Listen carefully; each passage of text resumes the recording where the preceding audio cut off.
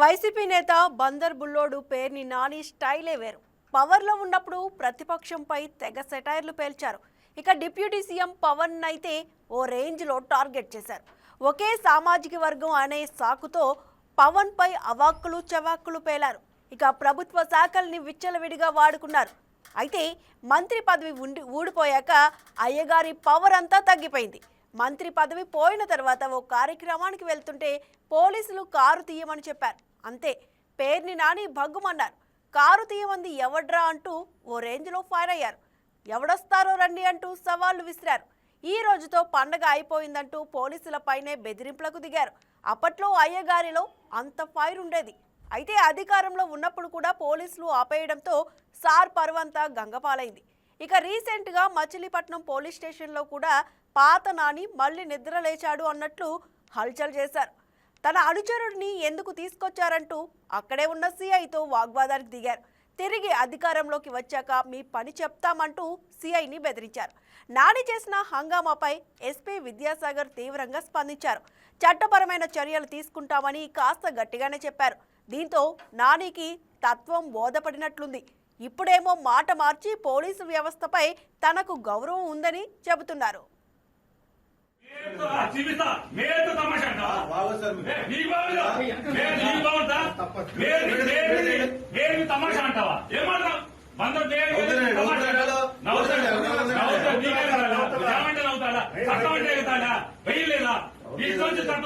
తీసుకుంటారా? రోజు స్టేషన్ వస్తారా?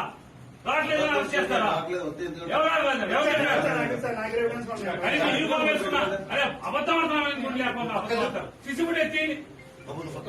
ఎందుకు వచ్చాడు అందుకు వచ్చాడని మాట్లాడతారు. ఎవరు తెలుసండి అనుకుని నవ్వుకున్నారు వాళ్ళు. ఏం పర్లేదు తెచ్చే రోజు అనుకుని నవ్వుకున్నారండి. అవునండి, నేను అప్పుడు గుర్తుపట్టలేదు, ఇప్పుడు గుర్తుపట్టాను. రోజు వస్తుంది కంగారు. ఊరేస్తారేమో అంతేనా? నువ్వేస్తారండి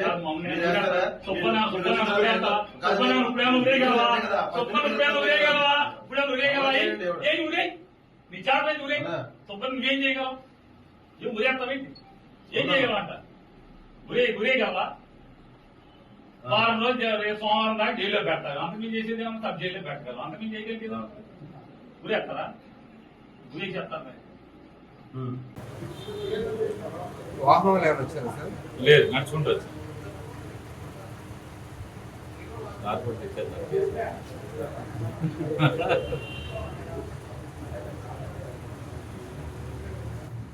వాహనాలతో రోడ్డు ఆక్రమించి ప్రజలను ఇబ్బంది కలిగించారు. లేదు, రాడార్ కేంద్రం వరకు మీరు ధర్నాగా వచ్చారు. వచ్చాం. ధర్నాగా కాదు, వచ్చి అక్కడ ధర్నా పోలీసులు ఆపితే ధర్నా చేశాం.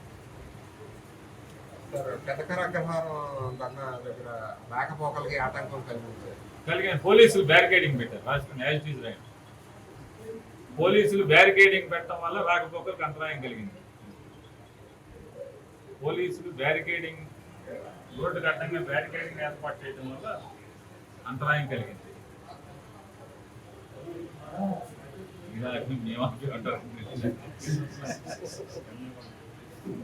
కరెక్ట్ సొంతలోకి వెళ్ళిపోవడం మీరు వద్దుంటే బ్యారికేడింగ్ పెట్టకుండా నడుచుకుంటారు.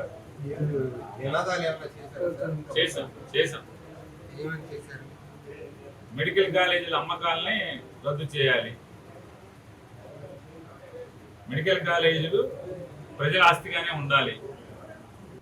ఏది కావాలన్నా రాసుకుని సంతకం పెడతాయి. నాకు బాగా రాదు.